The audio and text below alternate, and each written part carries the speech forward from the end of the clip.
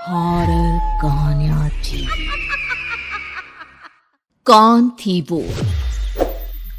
मैं 8 महीने की प्रेग्नेंट थी और अपनी डिलीवरी के लिए अपने मायके गई थी। माँ ने मुझे फोन पर बताया, घर के पीछे की तरफ जो खाली जमीन थी ना, वहां पर एक नया कमरा बनवा लिया है।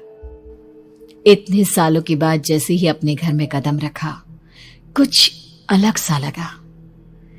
माँ, ये घर के पीछे की तरफ नया कमरा बनवाने की क्या जरूरत थी?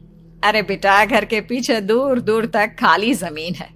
तेरे पापा को कई दिनों से लग रहा था कि यहाँ पर एक कमरा बनवा लेंगे तो ताजा हवा मिल जाया करेगी। अब तो ये सब छोड़ और चल जल्दी से दूध पी ले। माँ, मैं थोड़ी देर में पी लूंगी, आप सो जाओ। मैंने दूध का गिलास उठाकर उस खिड़की में रख दिया।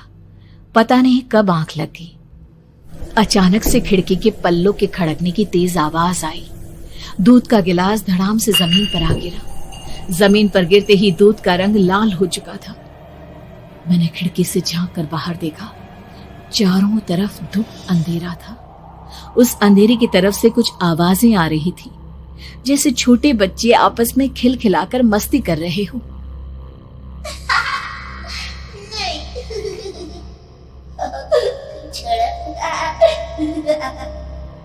इतनी रात को इतने घनघोर अंधेरे में बच्चों की आवाज कैसे आ रही है? घड़ी में वक्त देखा तो ठीक 12 बजे थे। देखकर मैं सन्न रह गई। बुरी आत्माओं और भूतों की कई कहानियां मैं सुन चुकी थी। वक्त भी कुछ ऐसा ही था। ऊपर से मैं प्रेग्नेंट। सुना था कि ऐसे वक्त में अक्सर बुरी आत्माएं औरतों का पीछा करती है, तो क्या मेरे पीछे भी? पसीने से तरबतर बड़ी मुश्किल से, जैसे कांपते हाथों से मैंने उस खिड़की को बंद किया। जल्दी से जल्दी उस कमरे से बाहर निकलकर माँ के पास जाने के बारे में सोचा, लेकिन जैसे ही दरवाजे की तरफ पलटी, लगा कोई साया हवा की स्पीड से दरवाजे के सामने से गुजर गया। मेरे गले में अटक कर रह गई। मैं जोर से चीख कर माँ को बुलाना चाहती थी, लेकिन वो आवाज खुद मेरे कानों तक नहीं पहुंच पा रही थी। तो माँ तक कैसे पहुंचती? खिड़की के पल्ले एक बार फिर तेज हवा के झोंके से धड़ाम करके खुल गया और पूरी ताकत से मैं चीख पड़ी। जानती थी मेरी चीख की आवाज सुनकर कुछ ही सेकंड में माँ वहां पहुंच जाएगी, लेकिन ऐसा कुछ हुआ ही नहीं। मेरा कलेजा डर के मारे फटा जा रहा था। आखिर माँ ने मेरी आवाज क्यों नहीं सुनी? इतनी गहरी नींद में तो माँ कभी नहीं सोती। ठीक पीछे खुली हुई वो खिड़की। मुझ में इतनी ताकत नहीं बची थी कि मैं पलटकर उस तरफ देख भी सकूं। हवा का एक सनसनाता हुआ झोंका उसी वक्त मेरे कानों से आकर टकराया। लगा जैसे किसी ने दबी हुई आवाज में धीरे से मुझसे कहा, चली जाओ यहां से। मैंने दोनों हाथ अपने कानों पर रख लिए और एक बार फिर ताकत लगाकर जोर से चीखने की कोशिश की। माँ! पापा!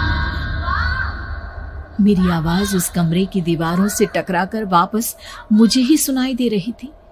जितनी ताकत के साथ मैंने चीखने की कोशिश की थी, कुछ ही देर बाद उससे कहीं ज्यादा तेज और दर्दनाक चीख मुझे सुनाई देने लगी। कि आवाज ठीक मेरे पीछे खिड़की से आ रही थी। वो आवाज मेरे कानों में पिघलते हुए लोहे की तरह गिर रही थी। उन आवाजों में हैवानियत थी। वो आवाजें किसी इंसान की नहीं है, इतना मैं समझ चुकी थी। कांप रहे हाथों से मैंने अंधेरे में कुछ ढूंढने की कोशिश की। तभी अचानक मेरा हाथ बेड पर रखी टॉर्च पर पड़ा। किसी तरह ताकत लगाकर टॉर्च का बटन ऑन किया, लेकिन ये क्या? सामने दरवाजे पर 3 छोटी लड़कियां खड़ी हुई थी। उनके हाथ में स्टील के चमचमाते हुए चाकू थे। मैं घबराकर लड़खड़ाई और पीछे की तरफ हटी, लेकिन तब तक वो मेरे पास आ चुकी थी। उनकी गर्दन टेढ़ी थी और उनके हाथों के वो चाकू मेरे पेट को निशाना बनाने को तैयार।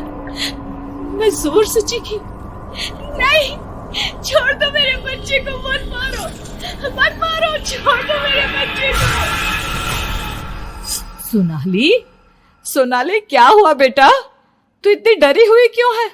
उठ बेटा, क्या हुआ? हड़बड़ाकर मैंने अपनी आंखें खोली। देखा तो दिन निकल आया था। माँ मुझे जगा रही थी। मेरा चेहरा पूरा पसीने से लथपथ था।